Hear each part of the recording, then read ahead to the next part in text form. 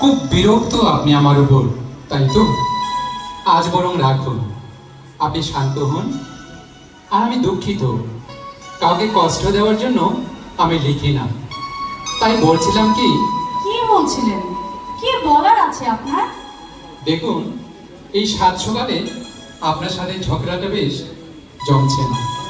হ্যাঁ, তবে শুনুন, ঘরের মানুষদের মতো একজন লেখককে পুরুষ মহিলা বিচার করবেন না প্লিজ। তবে আমি লেখক হিসেবে আমার বই পড়ার জন্য আপনাকে ধন্যবাদ। আমাকে আরো বলুন, খুশি হব। হোয়াট? লিখে দিল? একবার জানতেও চাইলো না কি নাম আমার, কে আমি, কেনই বা ফোন করেছে। অথচ কি শান্ত আত্মপ্রত্যয়, যেন সব জানা। কি অবাক! আবার বলে আমাকে আবার আরো পড়ুন, আমি খুশি হব। এরপর আমার কি যে হলো, এক এক করে সব লেখা সংগ্রহ পড়লাম। যতই পড়ছিলাম ততই নতুন মনে হচ্ছিল তাকে। কঠোর নারী বিদ্বেষী ভেবে তাকে যা ইচ্ছা তাই বললাম। অথচ সে নারীর জন্য কি মায়া তার লেখায়। কেমন যেন এক অপরাধ বোধ কাজ করলো। বেশ কিছুদিন পর ফোন করলাম আবার।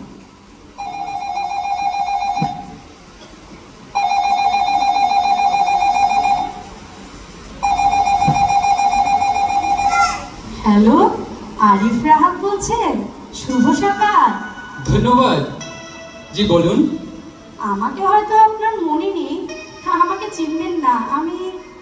আপনি একদিন এরকমই এক সকালে আমাকে ফোন করেছিলেন। সেদিনের জন্য আমি দুঃখিত। না না, দুঃখিত হবেন না। কেন এমন ভদ্রতা করছেন? আচ্ছা, এত শান্ত, স্থির আর কনফিডেন্ট থাকেন কিভাবে? রাগ, উত্তেজনা, আগ্রহ এসব কিছুই কি নেই আপনার? জানতেও ইচ্ছে করলো না কে আমি? আপনি আমার পাঠক, আমি কৃতজ্ঞ। পাঠক পাঠক আর পাঠক, আমার কি নাম থাকতে নেই? আমি সাবিহা দেওয়ান। হ্যাঁ জানি, খুব জানি। আপনি সাবিহা দেওয়ান শ্যামলী, বর্তমানে ন্যাশনাল ফিল্ম অ্যান্ড অ্যাক্টরস আর কলেজ জীবনের তোকর নৃত্যশিল্পী। শ্যামলী বলে সবাই আপনাকে ডাকত। আচ্ছা শ্যামলী, নাচটা ছেড়ে দিলেন কেন? সে কি, আপনি আমাকে চেনেন? আশ্চর্য, আপনাকে কে না চেনে?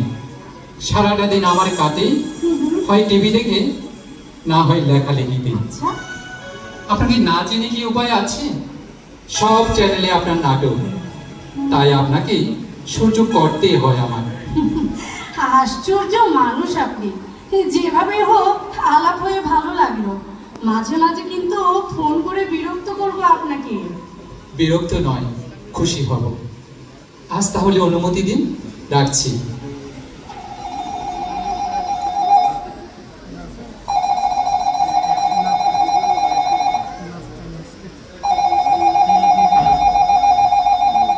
হ্যালো, কেমন আছেন? বিরক্ত করলাম না তো ফোন করে? এই তো আছি ভালো।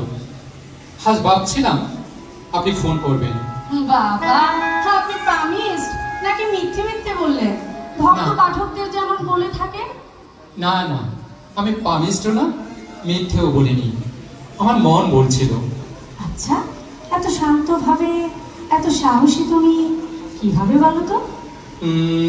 জানি না তো, কি ভাবছো? সে আমি বলতে পারবো না। কি ভাবছো? ভাবছি হৃদয়ের পঙ্ক্তির কথা। দেখছি হৃৎপিণ্ডের স্বপ্নের সরোবরে বেশি বেড়াচ্ছে রাজহংস। শুনছি তোমার উপস্থিতির করতাল, বারংবার শোনাচ্ছে মিলন গাথা।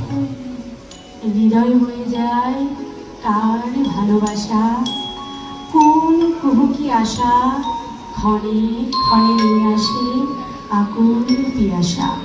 যতবার আমি ভালোবাসি ততবার ফিরে আসি একই আবর্তে। নৈবেদ্য সাজাই প্রতিদিন বাসি ফুলে। আহা, এত বড় নিবেদন যে কে পায়? ইচ্ছে হয় সেই নৈবেদ্য তুমি নাও, আমি সাজাই। না, সে ঠিক হবে না। কত কিছুই তো ঠিক না। এই যে আমি কখন যেন কথা বলতে বলতে তুমি করে বলতে শুরু করেছি, আর কিন্তু আপনি তো ফিরে যেতে পারবো না। সেটা আমিও বলছি না, কিন্তু এও হয় না। বিকেলের আলোয় গায়ে এড়িয়ে হয়তো আরাম বোধ হয়, কিন্তু সেই উত্তাপ সকালের না। সেই উত্তাপ ক্রমশ বাড়ে না, ক্রমশ কমতে থাকে। এত বুঝিয়ে কথা বলতে পারো কিভাবে তুমি? সবচেয়ে অগোছালো বলে পারি। তার মানে তোমার সংসার, ছেলে মেয়ে? সংসার আমার কল্পনার সাথে, আমার লেখালেখির সাথে আমার সংসার, আমার রাত্রি। ভালোবাসতে কাউকে হিংসে হয় তাকে। তোমার সব স্পর্শ ক্লান্তি মুছে দেয়। সে যেই হোক মিস করছি তোমাকে নিশ্চিত। না, মিস করছে না।